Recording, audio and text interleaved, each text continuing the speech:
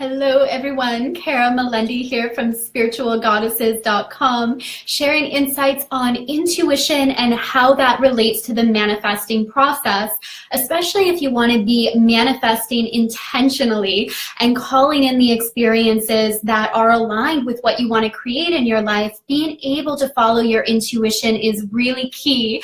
So say hi if you're joining me. We have Myra and Kat, and I ask that you share this out as well, because intuition really is this superpower that we have. It's natural to have it. As we enter this physical form, we are all gifted with this inner guidance system or intuition, but so often we don't use it.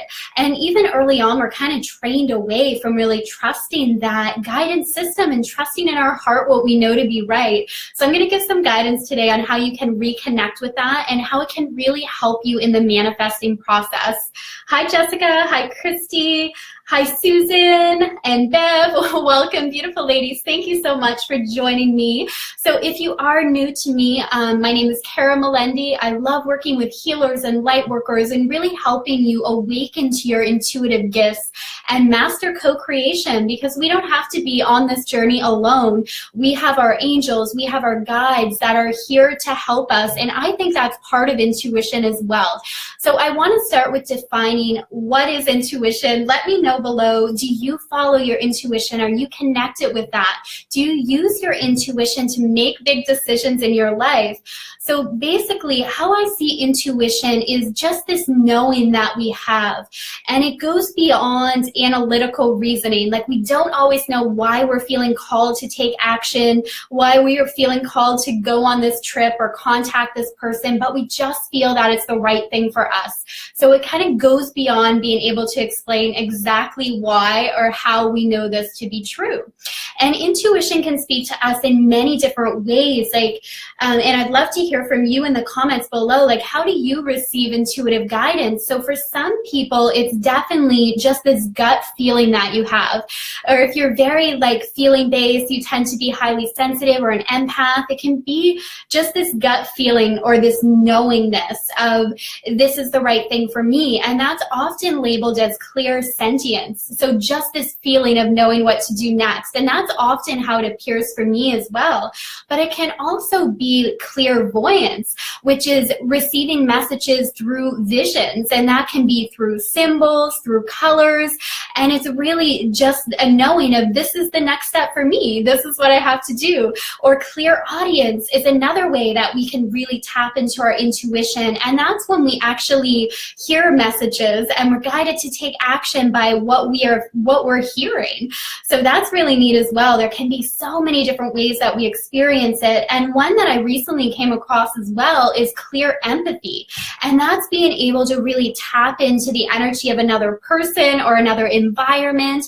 And again, for anybody that's really sensitive, this tends to be a way that intuition can speak to you as well, is literally being able to attune to your environment and the people in it and get a sense for what's going on. So many different ways that it can really show up. Christy's saying clear cognizance. Yes, so that's a big one for me as well. And that is just a knowing that we have. And again, I think we all have this ability. So Christy's saying divine knowing. Yes, absolutely. Hi, Lorena. How are you? Tamara, all in my clear work synergistically to bring my guidance. Beautiful. Yeah, and we can have more than one, right? Often these different clairs, like clairvoyance, claircognizance, they can work together, and we can really work to develop all of these. Again, we all have this gift. When we enter this physical body, we're given this gift to help guide us through life, and we can learn to cultivate that again.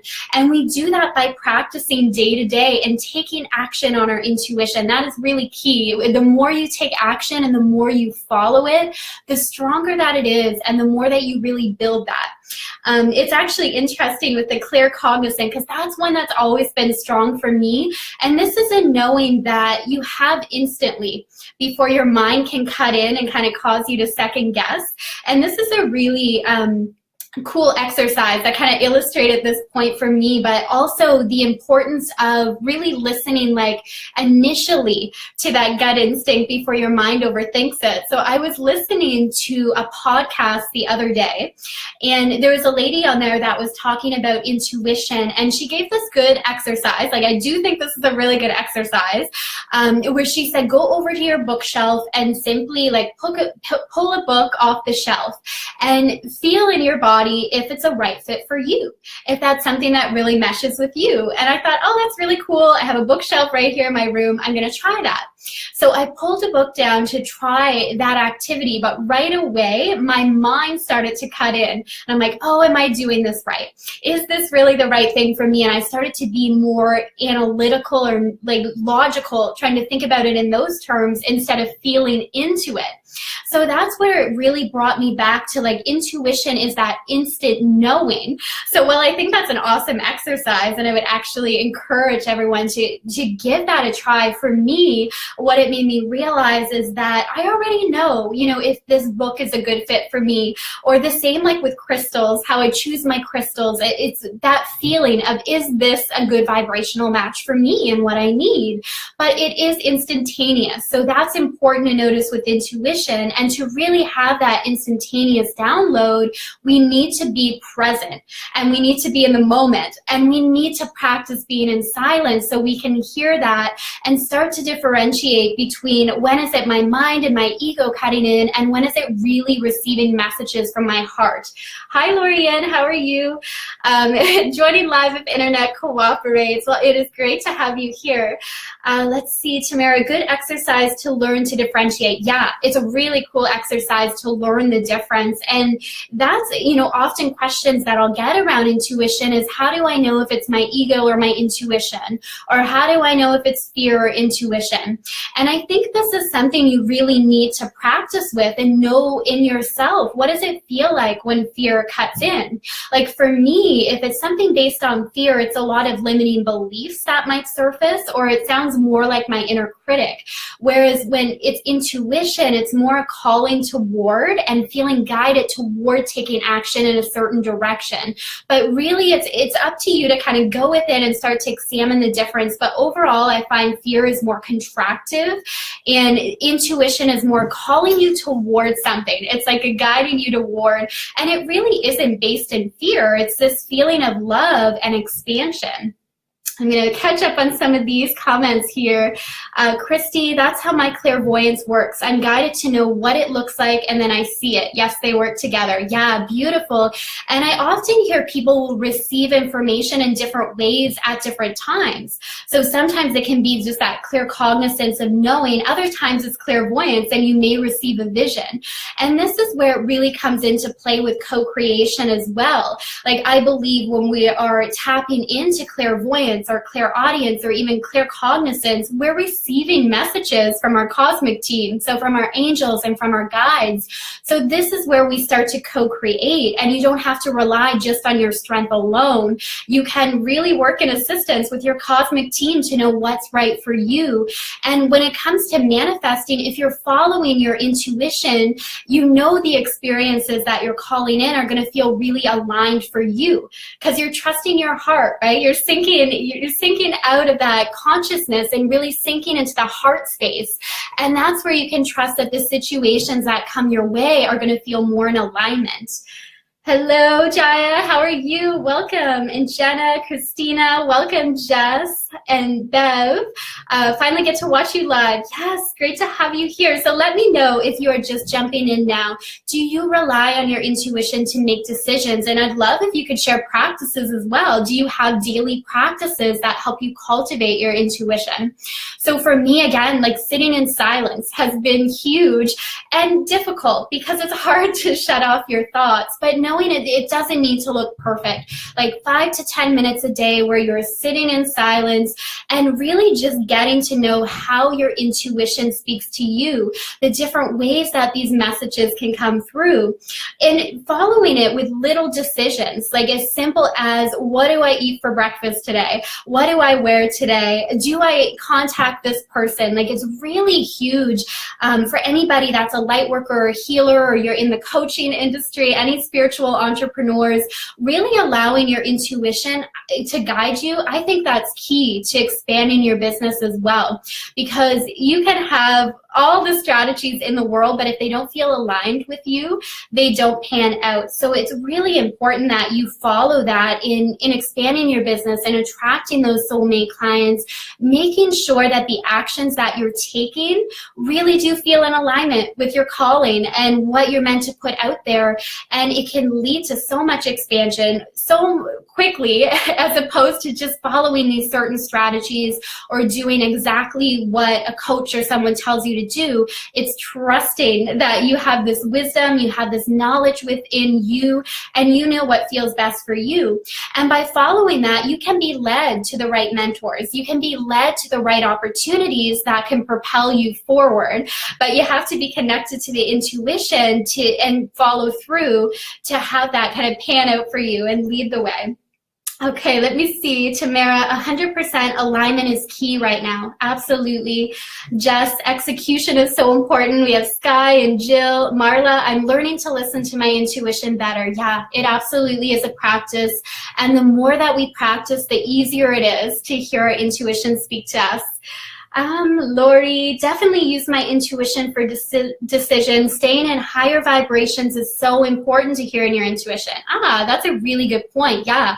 And that's where I love doing EFT or tapping, to really clear away any of the fears, any of the limiting beliefs that can prevent me from listening to my intuition. And I think if we, really take that time to go within ourselves, we know if it's intuition or if it's coming from that place of fear. So really taking that time to trust, to know the difference. And again, EFT, amazing way to clear the fears, to raise your vibration, so it is more easy to hear your intuition.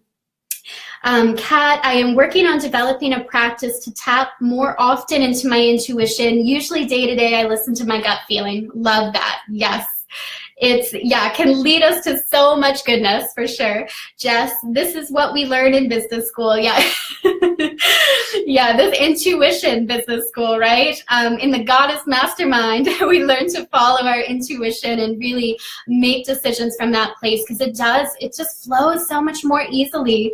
Let me see. So let me know if you have any questions as well. Christy, EFT today. Yes, I was on Christy's show today, and we did some tapping and clearing to release any doubts and limiting beliefs. So that definitely allows you to follow your intuition more easily.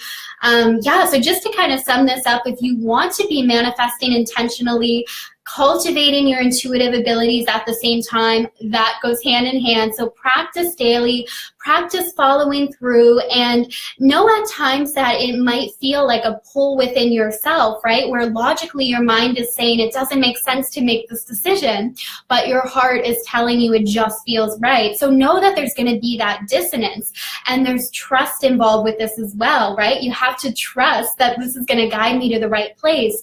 And that's where it can be easier to start with just the daily small decisions, but then over time you can make huge decisions based on your intuition when you really start to trust that it's gonna pan out and be in your highest good.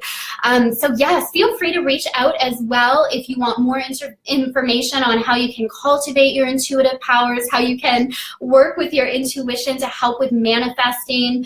I work with astrology as well. I absolutely love astrology, and the reason I just thought of this is there's certain times that our intuition is even enhanced depending on what's going on in the cosmos as well.